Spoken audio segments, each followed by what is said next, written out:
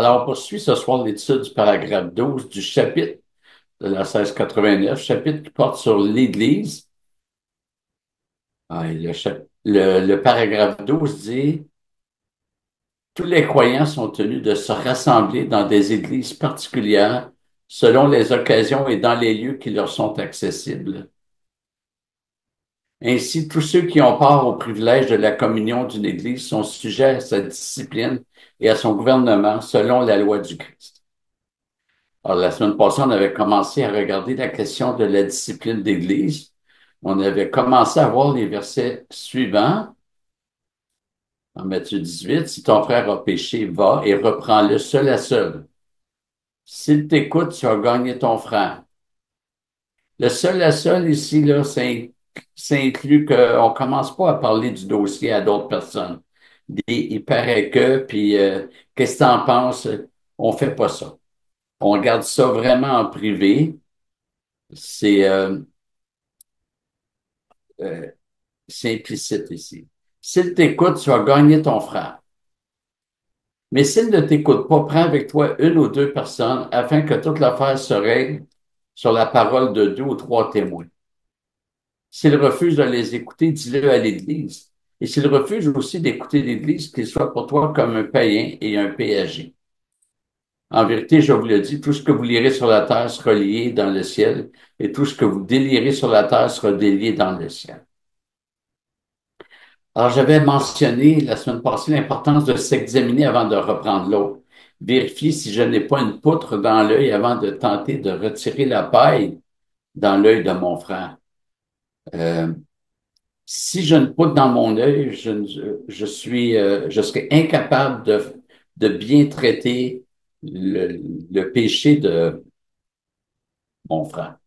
Alors, je dois vraiment m'examiner avant. Et j'avais aussi mentionné que si mes intentions ne sont pas de gagner l'autre, si mes intentions sont plutôt de me venger, de voir l'autre être sali, de dire enfin il va en manger un, je dois pas intervenir, je suis pas la bonne personne. On avait vu Galates 6:1, vous qui êtes spirituels, reprenez-le. Mais en fait, mes intentions doivent être celles de Dieu. C'est-à-dire, Dieu va aller chercher la brebis égarée et il nous utilise pour cela. Le processus, il est en escalade. Si cette deuxième étape ne porte pas fruit, ultimement, c'est l'Église qui va exhorter la personne qui est reprise. Et si la personne ne se repent pas, elle devra être excommuniée. Il y a certains points qui entourent la question de la discipline dans l'Église. Il se peut que celui qui veut exhorter l'autre ait tort. Il peut s'être trompé. On ne doit pas aller vers la personne et l'accuser à moins d'être certain.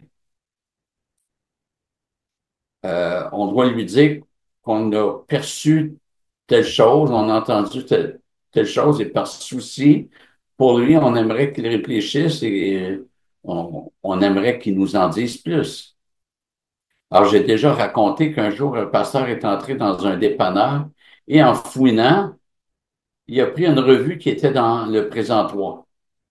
Un membre de l'Église passe devant le dépanneur et à travers la vitrine, il voit son pasteur qui regarde une revue 18 ans et plus. Alors, il est scandalisé et commence à répandre la chose. Finalement, le pasteur est rencontré pour être confronté et là, le pasteur répond qu'il se souvient très bien d'avoir regardé une revue. Excusez.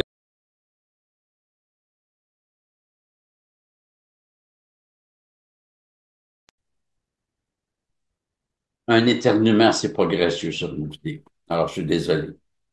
Donc, le pasteur est rencontré pour être confronté.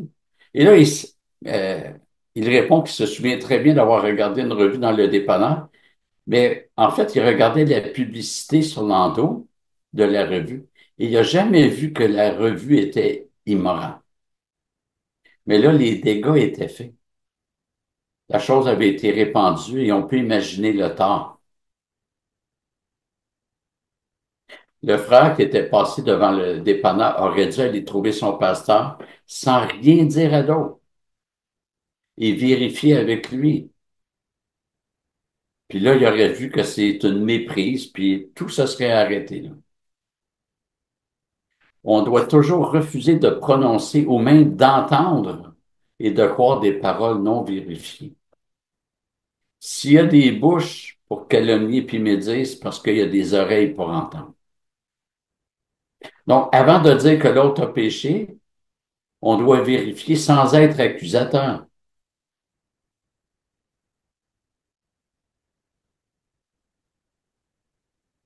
La question de la discipline exige aussi une réflexion à savoir quel péché mérite le processus disciplinaire. Il y a, il y a des chrétiens qui pensent que c'est n'importe quel péché. J'ai souvent pris l'exemple de l'addiction. Une addiction, c'est un esclavage. Mais si c'est une addiction au 7-Up, ça reste un péché, mais on ne discipline pas pour une telle chose. Si je dis que mon chien m'a coûté 2000 alors qu'il m'en a coûté 700, c'est un mensonge. Mais encore là, bien que ce soit un péché, je ne pense pas que ça mérite le processus disciplinaire jusqu'à l'excommunication. Parfois, on peut exhorter l'autre, mais si l'autre ne veut pas entendre raison, ben on va pas plus loin. Euh, j'ai entendu dire que dans certaines églises américaines, si quelqu'un manque un des deux cultes du dimanche, il manque juste une fois, il est contacté par les anciens, puis s'il n'y a pas de bonne raison, il risque l'excommunication. Ça m'apparaît excessif. Certains pensent que tous les péchés sont égaux. Or, dans l'Ancien Testament, Dieu a clairement montré que les péchés n'étaient pas tous égaux. Il y en a qui étaient condamnés par la peine de mort, comme le meurtre, le blasphème, l'adultère. Mais pour le vol, on demandait simplement la restitution de ce qui avait été volé, plus une pénalité. Exode 21, 37 dit, lorsqu'un homme volera un bœuf ou un agneau, s'il l'égorge au levant, il restituera 5 bœufs pour le bœuf et 4 pièces de petit bétail pour l'agneau. Alors, certains théologiens voient dans l'excommunication le pendant de la peine de mort de l'Ancien Testament. Et l'argument, je trouve, qui est assez intéressant. Il se fie sur ce que Paul dit dans 1 Corinthiens 5, versets 12 et 13. Qu'ai-je en effet? Alors, c'est un chapitre qui nous parle de quelqu'un qui aurait dû être discipliné, que l'Église n'avait pas discipliné. Qu'ai-je en effet à juger ceux du dehors? N'est-ce pas ceux du dedans que vous êtes juges? Ceux du dehors, Dieu les jugera. Expulsez le méchant du milieu de vous. Et retenons cette phrase qui est soulignée, parce qu'on la voit dans l'Ancien Testament. Et j'ai regardé toutes les occurrences, et on va en regarder quelques-uns pour que vous puissiez voir. Deutéronome 13, 6, en parlant d'un faux prophète, il dit, ce prophète ou ce visionnaire sera puni de mort, car il a parlé de rébellion contre l'Éternel, votre Dieu, qui vous a fait sortir du pays d'Égypte. Il vous a libéré de la maison de servitude et il a voulu te pousser hors de la voie dans laquelle l'Éternel, ton Dieu, t'a ordonné de marcher. Tu extirperas ici le mal du milieu de toi. C'est cette dernière phrase que Paul dit en Corinthiens 5, verset 13. Un autre texte, Deutéronome 17, verset 6 et 7. Celui qui mérite la mort sera exécuté sur la déposition de 2 ou de 3 témoins. Il ne sera pas mis à mort sur la déposition d'un seul témoin. La main des témoins se lèvera la première sur lui pour le faire mourir, et la main de tout le peuple ensuite. Tu extirperas ainsi le mal du milieu de toi. Plus loin, au chapitre 21, les parents diront, donc il est question d'enfants rebelles, que les parents n'ont pas réussi à éduquer. Les parents diront aux anciens de sa ville, voici notre fils qui est indocile et rebelle, qui ne nous, qui ne nous obéit point. C'est un débauché et un ivrogne. tous les hommes de sa ville le lapideront et il mourra. Tu extirperas ici le mal du milieu de toi, afin que tout Israël apprenne et soit dans la crainte. Et il y a d'autres occurrences de la consigne d'extirper le mal du milieu du peuple. Et à chaque fois, c'était pour des péchés qui demandaient la peine de mort. Alors, il y a plusieurs péchés que c'était simplement d'aller offrir un sacrifice au temple. Le vol, c'était de restituer l'objet plus une pénalité. C'était pas la peine de mort. Dans ce cas-là, c'était pas tu extirperas le mal du milieu de toi. Mais quand il est question de peine de mort, il est dit tu extirperas ainsi le mal du milieu de toi. Et la conclusion de certains théologiens, c'est que les péchés qui méritent l'excommunication sont ceux qui encouraient la peine de mort. C'est pas tous les péchés. Euh, Ça signifie pas que la peine de mort est remplacée par l'excommunication, puis qu'on devrait croire que la peine de mort n'a plus sa place.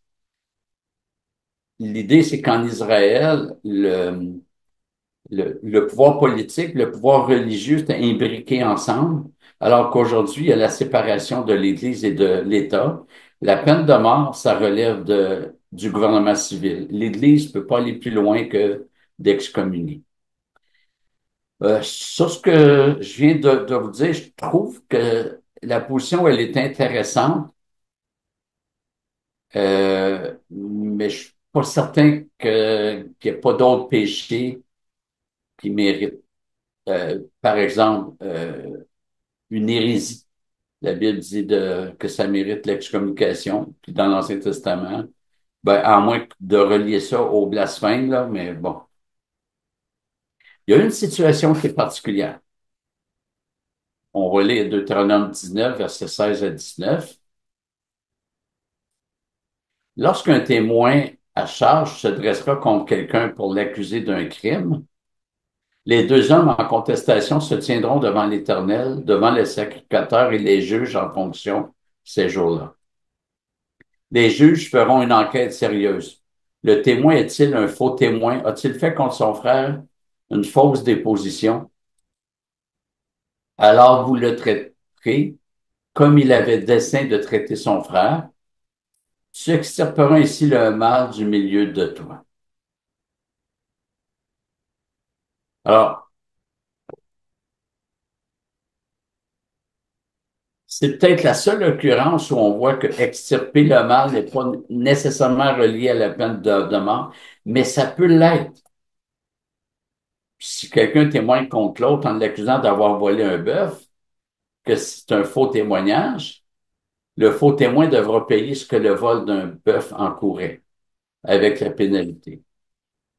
Si quelqu'un témoigne contre l'autre en l'accusant d'avoir tué un autre ou d'avoir commis l'adultère, le faux témoin devra subir la peine encourue pour meurtre ou adultère, et là, c'est la peine de mort. Il y a deux éléments qui font d'un témoin un faux témoin. Le premier élément, c'est que le témoin n'a pas vérifié. Il a accusé avec légèreté. Il ne s'est pas enquis de la situation. Comme le membre d'église qui avait accusé son pasteur de regarder une revue immorale. Il aurait dû s'enquérir avant. Et le deuxième élément qui fait qu'un témoin est un faux témoin, c'est un ou l'autre. Ça ne prend pas les deux conditions pour que ce soit un faux témoin. C'est quand le faux témoin accuse en sachant très bien que l'autre n'est pas coupable. Il cherche à faire périr l'autre. Donc, dans ces deux situations, c'est un faux témoignage. Un faux témoignage n'est pas une erreur sur la personne. Euh, je marche dans la rue avec une jeune femme, puis on, on se tient bras dessous. Puis si un chrétien dit il n'est pas avec sa femme, c'est un péché, etc. Ben, si c'est ma fille, je considère que c'est pas péché. Faut vérifier. Ma pensée, j'ai vérifié, puis plusieurs théologiens pensent ça, c'est que dans tout processus disciplinaire, dès la deuxième étape, dès l'étape des témoins, il devrait y avoir au moins un ancien d'impliqué. Je pense qu'il y a tout un travail pastoral à faire dans ces situations, s'assurer de la disposition de chacun et aussi voir si le péché reproché en est un dont la gravité demande un processus disciplinaire. La plupart des processus disciplinaires que j'ai vus, c'était quelqu'un qui acceptait pas un péché chez l'autre, mais il en acceptait d'autres, ça le dérangeait pas, mais son critère, c'était pas un critère moral, c'est un critère subjectif. Je suis pas content que lui ait fait ça, donc là, euh, je, je dépose une plainte. Donc, c'est un travail minutieux, un processus disciplinaire, puis l'implication des anciens. Je pense que si les anciens doivent diriger l'Église, les processus disciplinaires n'échappent pas à ça. Donc, mais le but premier de la discipline, c'est de gagner le frère égaré. Mais il y a un autre but aussi, c'est de protéger l'Église. 1 Corinthiens 5, on entend parler constamment d'inconduite parmi vous et d'une inconduite telle qu'elle ne se rencontre même pas chez les païens. C'est au point que l'un de vous a la femme de son père. On comprend que c'est la deuxième femme de son père ou une concubine, en tout cas que c'est pas la mère de l'homme fautif. Et vous êtes enflé d'orgueil et vous n'avez pas plutôt pris le deuil afin que celui qui a commis cet acte soit ôté du milieu de vous. Pour moi, absent de corps, mais présent d'esprit, j'ai déjà jugé comme si j'étais présent l'auteur d'une telle action. Car au nom du Seigneur Jésus, vous et mon esprit, nous nous sommes assemblés avec la puissance de notre Seigneur Jésus, qu'un tel homme soit livré à Satan pour la destruction de la chair. Donc, il est retourné dans le monde, c'est l'excommunication. Le monde est sous l'emprise de Satan, afin que l'esprit soit sauvé, ou dans le but que l'esprit soit sauvé au jour du Seigneur Jésus. Il n'est pas beau votre sujet de gloire. Et là, ne savez-vous pas qu'un peu de levain fait lever toute la pâte? Alors, il y a un danger de contamination. Un peu de levain fait lever toute la pâte. Et dans le contexte, si l'Église ne discipline pas, le péché ne sera pas traité et cela exercera une influence certaine sur tous les autres. Ceux qui contestent l'idée d'excommunier sous prétexte que nous devons aimer, en fait, ils n'aiment pas l'Église. Ils ne veulent pas la préserver des dangers. Et ils n'aiment pas Dieu. Je suis désolé, mais ils n'aiment pas Dieu. Même s'ils pensent aimer Dieu, ils pensent mieux faire que ce que Dieu demande. Ils se croient plus sages. Puis ils veulent pas préserver l'Église. Par amour, on garderait un loup dans une bergerie. Je suis désolé. Une des difficultés de l'excommunication, et je pense que c'est peut-être le plus grand défi, c'est que les chrétiens d'une Église doivent entériner, et même des autres Églises. Et à chaque fois que j'ai vu un cas de discipline, il y a des frères et sœurs qui décident de ne pas entériner la décision. En fait, eux qui n'ont pas fait les deux premières étapes se pensent plus en mesure de juger. C'est comme si je juge d'un accusé et j'étais même pas en cours, j'ai pas lu les résultats de l'enquête, j'ai rien vu, ce que le juge a vu, je l'ai pas vu, puis je me permets de juger que c'est pas correct. Ben, il y a des chrétiens qui font ça et malheureusement, c'est fréquent. Pour revenir à un texte que j'ai lu plus tôt, celui qui mérite la mort sera exécuté sur la déposition de deux ou de trois témoins. Il ne sera pas mis à mort sur la déposition d'un seul témoin. La main des témoins se lèvera la première sur lui pour le faire mourir, et la main de tout le peuple ensuite. Encore une fois, tu extirperas ainsi le mal du milieu de toi. Le peuple devait participer à l'exécution de la sentence. Un Israélite ne pouvait pas dire qu'il n'est pas d'accord avec le prononcé de la sentence. Euh, il ne participait pas à la décision, etc. Non. Même s'il ne participait pas à la décision, il devait l'appliquer. C'est un commandement. Et c'est comme ça que je comprends la troisième étape de Matthieu. S'il refuse de les écouter, dis-le à l'Église. Et s'il refuse aussi d'écouter l'Église, qu'il soit pour toi comme un païen et un péager. Autrement dit, on le traite comme si c'était un non-chrétien. Le texte ne dit pas ici que l'Église a pris part à la décision, mais l'Église doit s'unir pour se faire les porte-voix de ce que les trois personnes impliquées, deux ou trois euh, personnes impliquées, donc la personne avec un ou deux témoins, donc l'Église se fait le porte-voix pour exhorter le membre fautif. Et c'est comme ça que je comprends aussi ce que Paul dit aux Corinthiens. Il suffit pour cet homme du blanc qui lui a été infligé par le plus grand nombre. Dans le contexte, là, on est assez certain que l'homme d'un 1 Corinthiens 5, là, on l'a lu, là, il prend la femme de son père. Il est possible que cet homme se soit repenti. Puis là, Paul a un souci pour cet homme-là. Puis il demande aux frères et sœurs de l'accueillir. Il dit, il suffit pour cet homme du blanc. Autrement dit, ça suffit pour lui, du blanc qui lui a été infligé par le plus grand nombre. Le théologien Peter Jones affirme qu'une autre interprétation ne voit là ni minorité ni majorité dans l'expression le plus grand nombre, mais une façon bien sémitique, c'est-à-dire hébraïque, de parler de la communauté. Mais il n'y a pas là de mention que l'ensemble de l'Église participe à la décision. Elle participe à l'exécution. C'est différent. Voilà, on va s'arrêter ici. Merci de votre attention.